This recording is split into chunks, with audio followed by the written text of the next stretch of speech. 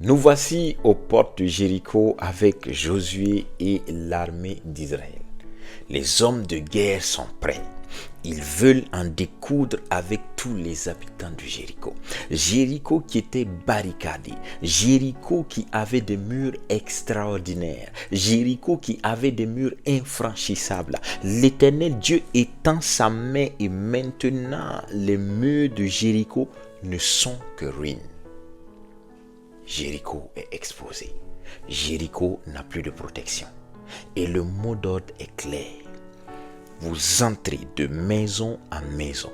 Vous passez tout le monde au fil de l'épée. Hommes, femmes, enfants, vieillards, les brebis, les bœufs, les ânes. Aucun ne doit rester en vie. Mais il y avait une exception. Il y a une maison dans laquelle on n'avait pas le droit d'y entrer. On devait regarder cette maison. C'est comme si cette maison était protégée. C'est comme si cette maison était gardée. Alors qu'on devait tuer tout le monde en Jéricho, cette maison était la seule à être épargnée. La particularité de cette maison, c'est que à l'une de ses fenêtres était attaché un cordon de fil cramoisi. Cette maison appartenait à une femme. Quel est le nom de cette femme? Quelle est la profession de cette femme? Comment cette femme a-t-elle réussi à convaincre tout Israël de tuer tout le monde, du plus grand au plus petit, du roi au plus petit des sujets, décimer tout le monde, sauf sa maison? Comment cette femme a-t-elle réussi à convaincre tout Israël de saccager toutes les maisons, sauf sa maison, de piller toutes les maisons, sauf sa maison, de tuer tous les habitants, sauf elle et ses proches? Allons-y voir la plaidoirie de cette femme.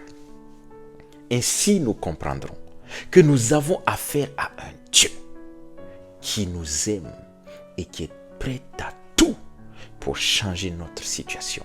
Allons-y voir son histoire afin de comprendre que peu importe qui tu es, peu importe ton passé, peu importe ton présent, peu importe ton vécu, l'Éternel Dieu est capable de te restaurer, il est capable de faire de toi une nouvelle personne, il est capable de marcher de nouveau avec toi.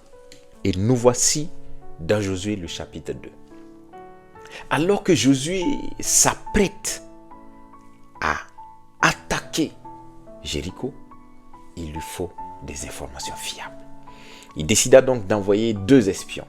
Ces 2 espions vont arriver dans la ville, mais ils vont sentir que ces hommes sont venus pour espionner le pays pour le compte d'Israël. C'est ainsi que le roi va se mettre à leur trousse et ces hommes vont aller se réfugier chez Rahab. C'est le nom de notre héroïne d'aujourd'hui. Ils vont donc aller se réfugier chez cette femme. Et le roi va envoyer des hommes dire à cette femme, tu nous les livres car nous savons qu'ils sont venus pour espionner afin de donner les bonnes informations pour que nous soyons attaqués. Mais cette femme va défendre, va protéger ses hommes, va cacher ses hommes au péril de sa propre vie. Elle va donc accepter de cacher les 2 espions au péril de sa propre vie. Pourquoi a-t-elle fait cela? Nous verrons. Parce que ça, c'est un choix dangereux. Rahab, cette femme, va mettre sa vie en danger pour protéger 2 inconnus. Elle ne connaissait certainement pas ces 2 hommes, mais elle connaissait le peuple à qui appartenaient ces hommes. Et parce qu'elle connaissait ce peuple, elle sait quel est le Dieu qui garde ce peuple-là. Et nous voici donc dans Josué le chapitre 2, le verset 9. Alors que Rahab va défendre ces hommes. Elle monte maintenant pour plaider sa cause devant ces hommes. Parce qu'elle a risqué sa vie pour des inconnus. Mais c'est eux qui étaient inconnus aux yeux de Rahab. Mais l'Éternel, le Dieu de ses espions, n'était pas méconnu pour Rahab. Voyons voir.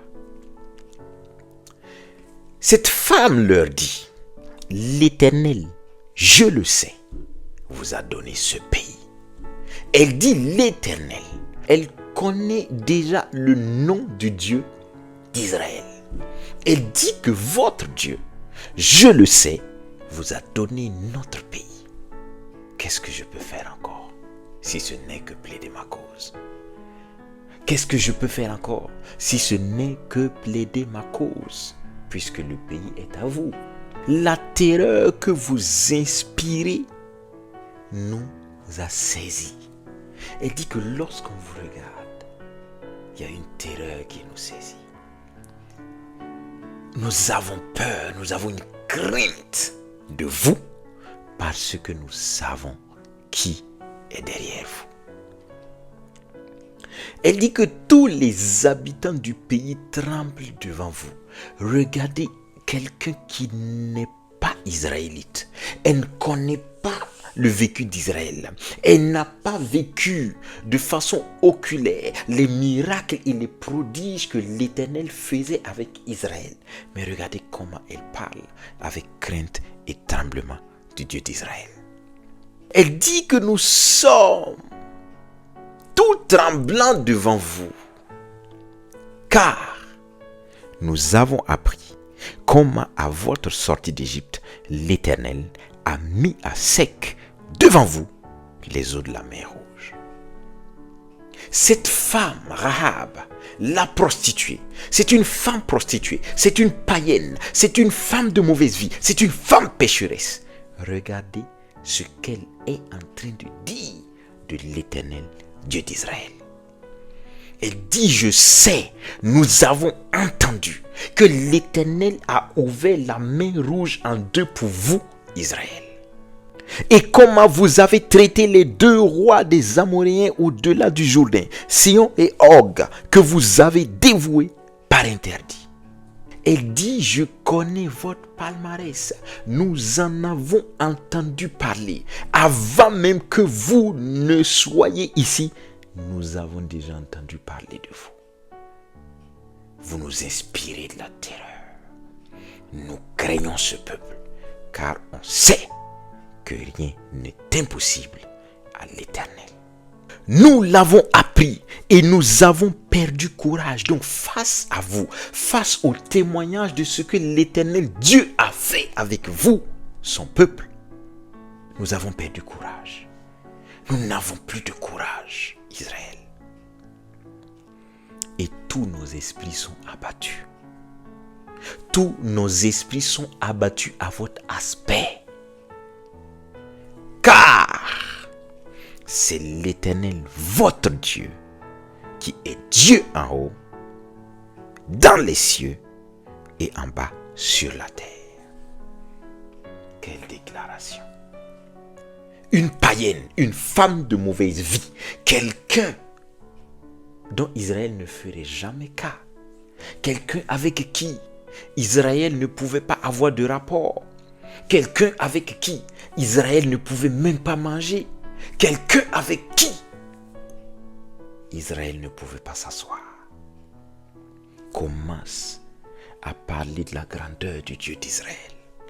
Et elle finit par dire que je reconnais que c'est l'Éternel, votre Dieu, qui est Dieu en haut dans le ciel et en bas sur la terre. Face à ces déclarations, l'Éternel ne peut pas rester silencieux. Face à ces déclarations, le cœur de l'Éternel est touché. Waouh! Quelle femme de foi! Une femme pécheresse, une femme de mauvaise vie. Elle déclare ces choses. Et à cause de cela, à cause de l'Éternel Dieu, parce qu'elle reconnaît la suprématie de l'Éternel Dieu d'Israël, le Dieu qui est Dieu dans le ciel et Dieu sur la terre. À cause de ce Dieu, elle décide de protéger les deux espions. Elle a plaidé sa cause en disant, parce que je vous ai fait cela, souvenez-vous de moi. Parce que je vous ai fait cela, souvenez-vous de mes biens. Parce que je vous ai fait cela, souvenez-vous de ma famille. Les amis, Rahab était une femme de mauvaise vie. Elle a reconnu la suprématie, la grandeur de l'Éternel Dieu, et l'Éternel Dieu lui imputa à justice. Car quand Josué et les autres vont arriver pour saccager la ville, ils décidèrent d'épargner Rahab la prostituée. Ils décidèrent d'épargner les biens de Rahab la prostituée. Ils décidèrent d'épargner la famille de Rahab la prostituée. Et au début de son histoire, ils vont la faire sortir et ils vont la mettre hors du camp d'Israël. Mais plus tard, Rahab, qui était une femme de mauvaise vie, va trouver sa place au milieu d'Israël, car elle va vivre au milieu d'Israël. Rahab va entrer dans la lignée que l'Éternel Dieu va se choisir pour envoyer son Fils unique, Jésus-Christ, par lequel toi et moi, nous sommes sauvés. Et donc Jésus-Christ est venu de la lignée de Rahab, qui était une femme pécheresse, qui était une femme de mauvaise vie. Regardez la vie de Rahab. Pense à ta propre vie. Rahab était une prostituée. Rahab était une femme de mauvaise vie. Rahab était une païenne. Et au-delà de ça, Rahab vivait du péché. Mais quand elle a reconnu que c'est l'Éternel Dieu qui est Dieu dans le ciel, qui est Dieu sur la terre, l'Éternel lui imputa à justice. Et Rahab a été citée comme étant l'une des ancêtres du Seigneur Jésus-Christ. Vois la vie de Rahab et vois ta vie. Il n'y a pas de retard pour toi. Non, vois la vie de Rahab et vois ta propre vie. Il n'y a pas de péché qui peut t'empêcher d'être saisi par l'amour de Dieu. Il suffit que tu y crois. Toi qui ne connais pas Christ, peut-être que tu as eu à vivre un passé dont tu n'en es pas fier. Viens à Jésus tel que tu es. Regarde donc Rahab la prostituée. Regarde sa vie. Que nous le voulions ou non, l'Éternel l'a choisie pour qu'elle fasse partie des ancêtres du Seigneur Jésus-Christ, le Fils de Dieu. Dieu travaille avec tout le monde. Il suffit que tu reconnaisses que l'Éternel est le Dieu du ciel et le Dieu de la terre. Et sa grâce viendra sur toi. Tu ne connais pas Jésus, regarde ce Jésus-là. C'est comme ça qu'il fait. Jésus sauve. Jésus ne regarde pas ton péché passé. Sinon, Josué n'allait pas épargner Rahab la prostituée. Non. Jésus ne regarde pas ton origine. Jésus ne regarde pas ton métier. Jésus ne regarde pas ce que tu as fait de mauvais autrefois. Jésus vient à toi. Il veut juste que tu lui dises, je veux que tu demeures avec moi, Jésus. Et il viendra. Et lorsqu'il viendra, il prendra le soin d'ôter de toi tout ce qui était des traits de ta mauvaise vie. Comme ce qu'il a fait de Rahab la prostituée. Et après, elle redeviendra simplement Rahab qui va habiter au milieu d'Israël. Que la paix et la grâce et l'amour du Seigneur nous donnent de comprendre et de reconnaître qu'aucun péché ne peut nous empêcher de revenir ou de venir à Dieu. Au nom de Jésus. Amen.